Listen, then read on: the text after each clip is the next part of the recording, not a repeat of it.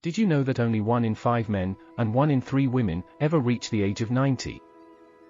The average 90-year-old lives in a care facility, staffed by medical professionals, paid for at least in part by taxpayers. They eat food, and take pills, and undergo surgeries. And for what?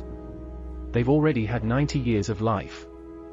And some of them will go on to reach 100, or even 110.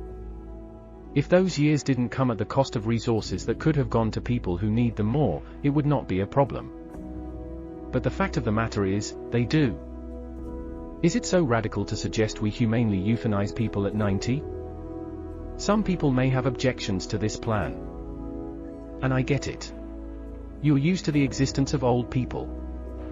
Letting people get so old has been normalized by the culture.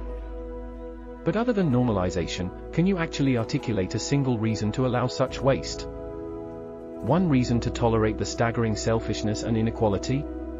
The truth is, if you accept that it is society that allows people to grow old, I can't think of a good reason it should. But I don't believe that.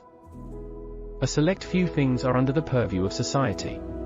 Murder, theft, contracts. But most things are not. Society does not get to tell us how long we are allowed to live, what we are allowed to eat, or who we are allowed to love. And society does not get to tell us how much money we are allowed to earn, how many properties we are allowed to buy, or what gifts we are allowed to give to our children. Life is difficult and unfair. People are born into different circumstances of wealth, genetics, and politics. And when we see our neighbors growing taller, richer, and older than ourselves, we are presented with a choice.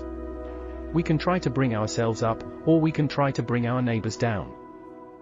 But no matter what good the seized resources could hypothetically do, tearing down our neighbors is never morally acceptable, even when we outsource it to the government. Thank you for spending some time with a man with no shoes. Please like and subscribe if you got anything out of it, leave a comment if you have any thoughts worth sharing, and join me next week to learn why motorcycles are a terrible idea.